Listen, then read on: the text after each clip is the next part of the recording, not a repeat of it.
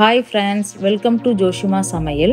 பச்சை பயிரை வச்சு ஒரு ஹெல்த்தியான ஈவினிங் ஸ்நாக்ஸ் எப்படி செய்யறதுன்னு பார்க்கலாம். ஒரு 8 மணி நேரத்துக்கு முன்னாடியே பச்சை பயிரை ஊற வச்சுக்கோங்க. ஒரு மிக்ஸி ஜாரில் 4 வரமிளகாய், கொஞ்சமாக இஞ்சி, 1 டீஸ்பூன் ஜீரகம், 1 டீஸ்பூன் சோம்பு, இது எல்லாம் கொரகொரப்பாக ஃபஸ்ட்டு அரைச்சிட்டு வந்துடலாம். அரைச்சிட்டு வந்த அப்புறம் நம்ம ஊற வச்ச பச்சை பயிரை தண்ணியை வடிகட்டிட்டு கொஞ்சம் கொஞ்சமாக சேர்த்து கொரகொரப்பாக அரைச்சிட்டு வந்துடலாம். அரைச்சிட்டு வந்ததை ஒரு பவுலில் சேர்த்துக்கிறேன். நான் சின்ன மிக்ஸி ஜாருன்றதால கொஞ்சம் கொஞ்சமாக சேர்த்துக்கிறேன். நீங்கள் பெரிய ஜாராக இருந்தால் ஒரே கூட சேர்த்து அரைச்சிக்கோங்க. இப்போ எல்லாமே அரைச்சதை ஒரு பாத்திரத்தில் சேர்த்தாச்சு. இதில் ஒரு 2 பெரிய வெங்காயத்தை பொடியை கட் பண்ணி சேர்த்துக்கிறேன்.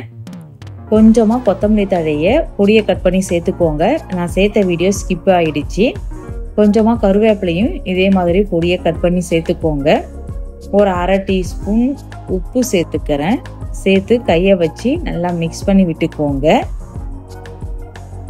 இப்போ நல்லா மிக்ஸ் பண்ணியாச்சு.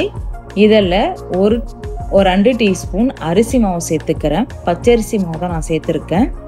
சேர்த்து நல்லா கையை வச்சு மிக்ஸ் பண்ணி விட்டுக்கோங்க. 2 டீஸ்பூனுக்கு மேலே அதிகமாக சேர்க்க தேவையில்லை. இப்போ நல்லா மிக்ஸ் பண்ணியாச்சு.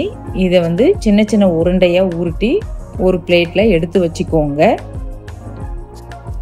இப்போ அடுப்பில் கொஞ்சமாக எண்ணெய் வச்சு எண்ணெய் காஞ்சதுக்கப்புறம் ஒரு உருண்டையாக இதை மாதிரி தட்டி சேர்த்துக்கோங்க. கையில் தண்ணி தடவிட்டு ஒன்றா தட்டி சேர்த்துக்கோங்க.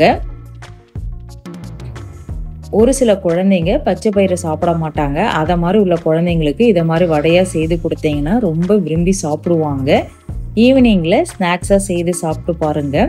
இது சுட சுட சாப்பிட்டாலும் டேஸ்ட்டாக தான் இருக்கும். அதே மாதிரி ஆறி போனாலும் டேஸ்ட்டு கொஞ்சம் கூட குறையாது.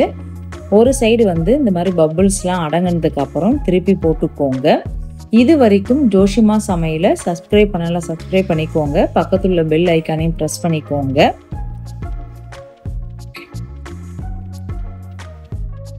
எப்பவும் ஒரே மாதிரி வடையாக செய்யாமல் இதை மாதிரி டிஃப்ரெண்ட்டாக ஹெல்த்தியாக செய்து பாருங்கள்.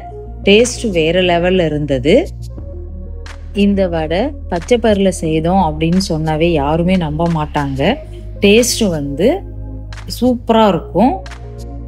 ஈவினிங்கில் டீயோடு வச்சு சாப்பிடும்போது டேஸ்ட்டு ரொம்ப சூப்பராக இருந்தது. நீங்களும் உங்கள் வீட்டில் இதே மாதிரி அளவுகளோடு ட்ரை பண்ணி பாருங்கள். இது நம்ம சாப்பிடும்போது நல்லா கிரிப்ஸியாகவும் இருந்துச்சு, உள்ளே நல்லா சாஃப்டாகவும் இருந்தது. Okay bye, thank you friends.